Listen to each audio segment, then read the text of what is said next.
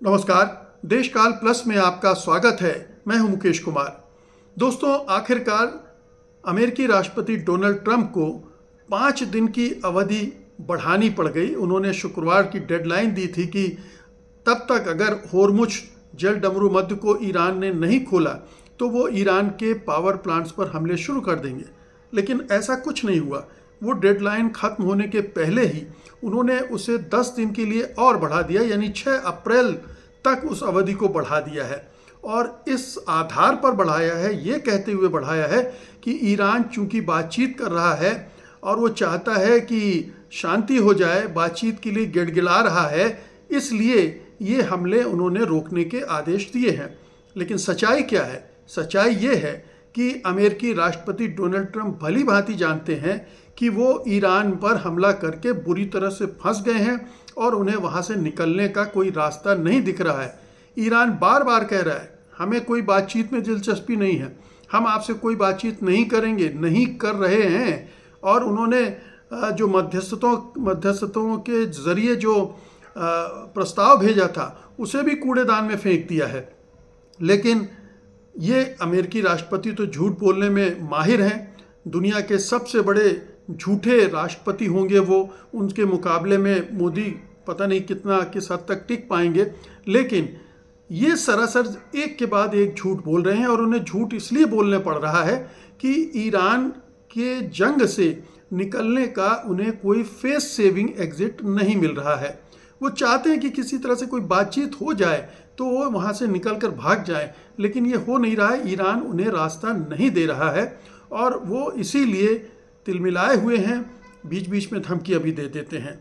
मज़े की बात यह है उनकी जो मजबूरियां हैं वो कई तरह की, लेकिन सबसे बड़ी जो दिक्कत उन्हें अब पेश आ रही है वो ये है कि खाड़ी के देशों में, अरब देशों में, जिन 13 देशों में अमेरिका के सैन्य अड्डे हैं, वहाँ ईरान ने इतनी तबाही मचा दी है, इतना उनको ध्वस्त कर दिया है कि वहाँ जो 40 से 50 हज़ार अमेरिकी सैनिक तैनात थे उनको वहाँ से हटाना पड़ गया है।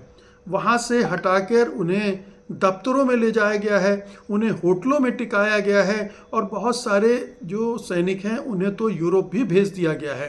तो इन पूरे 13 सैनिक अड्डों की जो तबाही है उसने अमेरिका को मजबूर कर दिया है। बाहर से तो सैनिक भेज रहे हैं, ऐसी सूचनाएं आ रही हैं, लेकिन जो सैनिक वहाँ मौजूद हैं उनकी सुरक्षा भी वो सुनिश्चित नहीं कर पा रहा है। तो सोचिए अगर खर्ग आइलैंड पे अपने सैनिक उतारेगा तो उनका क्या हाल होगा।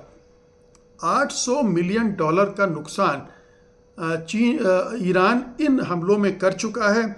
जितने भी ये सैन्य अड्डे हैं उनका इंफ्रास्ट्रक्चर तबाह कर चुका है, राडार ध्वस्त कर चुका है, वेयर हाउस, रनवे सब बर्बाद कर चुका है। और कुवैत के अड्डे सबसे बुरी हालत में, सबसे ज़्यादा अटैक कुवैत पर हुए हैं, कतर पर हुए हैं, बहरीन पर हुए हैं, ये 3-4 दुबई पर हुए हैं। लेकिन जो सैन्य अड्डे हैं वो बहरीन, कुवैत और कतर, इन जगहों, इन तीनों देशों में सबसे ज़्यादा हुए हैं। लेकिन 13 देशों पर सैन्य अड्डों पर हमले करके उसने तबाही मचा दी है। ये अपने आप में ईरान की बहुत बड़ी उपलब्धि है, क्योंकि अमेरिका के तो सब साधन संपन्न था। वो तो दावे कर रहा था कि ईरान की तमाम मिसाइलों को वो धराशायी कर रहा है, ड्रोन को गिरा दे रहा है, वो पहुंच ही नहीं पा रहे हैं। अगर ना पहुंच पा रहे होते तो इतनी तबाही कैसे मचा पाता वो। और अगर तबाही न मचा पाता, अगर नहीं मचाई होती तो इन सैनिकों को हटाकर ऑफिस बिल्डिंगों और अल्टरनेटिव साइट्स पर क्यों शिफ्ट किया गया है। ये एक सेना ने अब माफ़ कीजिएगा, यूएस सेना ने अब इसे रिमोट वॉर या वर्क फ्रॉम होम जैसी स्थिति कह रही है। अब सोचिए कि जंग जो है वर्क फ्रॉम होम हो रही है। ये कितना हास्यास्पद है अमेरिकी सेना के लिए कि एक देश इस तरह से अटैक कर रहा है कि उस पूरे इलाके में उसके सारे सैन्य अड्डे क्षत विक्षत हो गए हैं और उसके सैनिक वहाँ से हट रहे हैं, हटना पड़ गया है, इधर उधर शरण लिए हुए हैं और वहाँ से वो ऑपरेशन चला रहे हैं। तो इतनी दुर्गति ईरान ने कर दी है। और ईरान ने यही नहीं किया है, उसने तमाम अरब देशों को, गल्फ़ देशों को, यूएई, बहरीन, कुवैत, सऊदी अरब सबको चेतावनी दे दी है कि होटलों में जो यूएस के सैनिक छिपे हुए हैं, रुके हुए हैं, उनको वहाँ से हटा दे, नहीं तो वो होटलों को भी सैन्य लक्ष्य मानकर हमला करेंगे। यानी अब होटलों में भी अमेरिकी सैनिक सुरक्षित नहीं रहेंगे।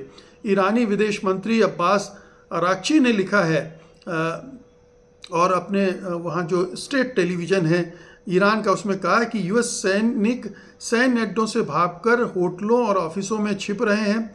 अरब देश उन्हें नागरिकों के साथ रखकर खुद को खतरे में डाल रहे हैं। उन्होंने कहा कि ये ह्यूमन शील्ड्स, मानव ढाल का इस्तेमाल है।